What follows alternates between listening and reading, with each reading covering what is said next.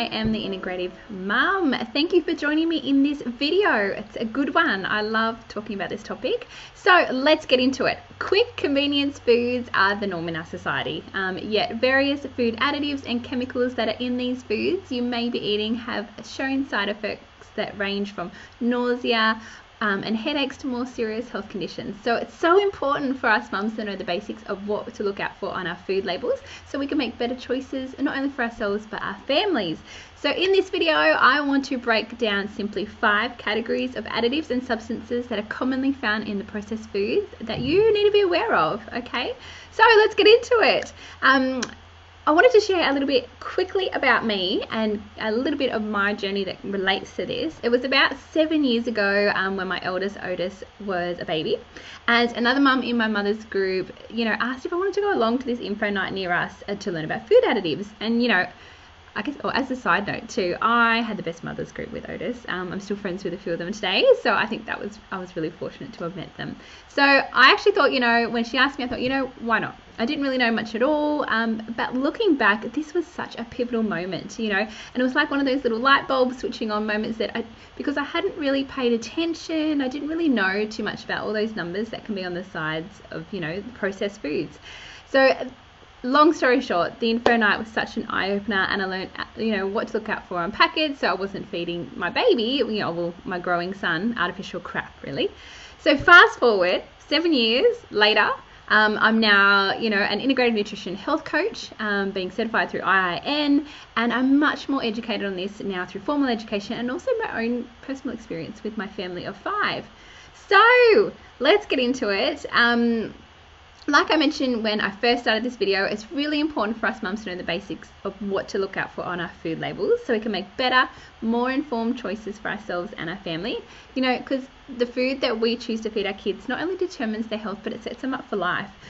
Most of the damage that's done to our bodies is between those early years of 1 to 10. Okay, so that's where those cells, are rapidly replicating, with growth, and most of the damage is done then to the DNA. And so it sets the scene, and the stage for when we're older. So as I mentioned before, I just think it's so important for us to be, to be aware of what's commonly found in our foods. So let's start with 5 of them that I wanted to touch on in this video.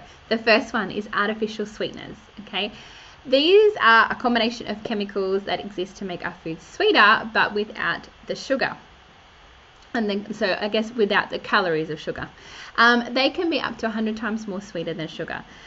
Artificial sweeteners have a long list of side effects, some ranging, some being headaches, nausea, anxiety, depression, dementia, skin rashes, and more. Generally, anything labeled as diet, sugar-free, or low-calorie probably contains a non-sugar sweetener. So on the labels, you're looking out for sweetness, and then in brackets a number, and that number will be something like 950, 951, 952, 954, 955, or 961. Okay, for example, sweetener 951, which is aspartame, you'll see this on Diet Coke, Coke No Sugar, Pepsi Max, and some chewing gums as well. And this one in particular, you got to watch out for. Research has shown in 2005 in Europe, it was the European Ramazzini Foundation. The study was then updated in 2007. Found that by feeding rats the aspartame, so that sweetener 951, at simulated doses around the levels that would be considered safe for humans, for us, increased the rat's risk of leukemia, lymphoma, and breast cancer. Okay, so that's the artificial sweetness you could look out for. Category 2, the second one I wanted to touch on in this video is artificial colors. So they are your blues, your reds, your yellows, greens, anything, those are colors that you commonly see in lollies, cakes, cereals, soft drinks, and juices that don't come from natural sources. In fact, food coloring, it's usually just a synthetic chemical produced by scientists to color foods. There isn't anything functional about it other than it's just purely for looks. So it's all about the marketing. Artificial colors can also cause allergic reactions and increase hyperactivity in children with attention deficit disorder. So generally on the labels, you're looking out for colors and then in brackets a number, and the number being something like 102, 104, 110, 122, 124, and 129. So, and now it's actually now within the European Union, food containing those colours are labelled with a mandatory warning, that being that it may have an adverse effect on activity and attention in children. Okay, so big one here. There is now a shift, though, I've noticed and I've seen for a shift away to looking for alternatives to using these colours. Aldi, for example, I don't know if you've seen, they've stopped stocking products with these colours, as well as some other colours as well. But yeah, just keep an eye on those ones. Number 3, refined sugar. Now, this is a big one for me, having quit sugar some years ago, and now knowing the difference it's made to my own health and my family's. In terms of average consumption, 20 years ago, we were consuming around 9 kilos of sugar a year. Now, we're consuming on average 60 kilos a year. So in other words, we're consuming, around a kilo of sugar a week, and most of us aren't even aware of it. Yeah, it's pretty crazy. High consumption of sugar and the corresponding elevated insulin levels can cause a whole host of things. Weight gain, bloating, fatigue, arthritis, migraines, a lower immune function, obesity, cavities, and cardiovascular disease. So it can also disrupt the absorption of nutrients, cause osteoporosis, depression, PMS symptoms, and stress. So like I said, this is a big deal. As a guide to get your sugar levels down, really start looking at the labels and even what you're putting in your own cooking.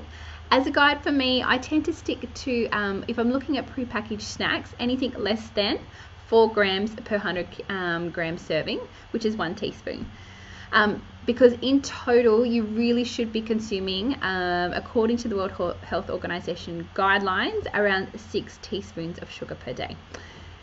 Once you start looking at this, you'll be very surprised where sugar's hidden and how much you're actually consuming, even if you think you have a relatively low intake of sugar. Start to notice the labels and see if you can try and add up a normal day, and that will give you a really good indication. Number 4, the 4th category I wanted to touch on in this video is monosodium glutamate. Okay, MSG. MSG is a common food additive used to enhance flavor in a variety of foods. Canned vegetables, frozen on foods, fast foods, sauces, and savory snacks, and soups. They're just a few that can contain MSG. When glutamate got a bit of a tongue tie today in this video, but when glutamate touches the taste receptors, on our tongue, it gives the food a savory taste. So many people have experienced a variety of side effects, which range from headaches, itchy skin, dizziness, to respiratory, digestive, and coronary issues.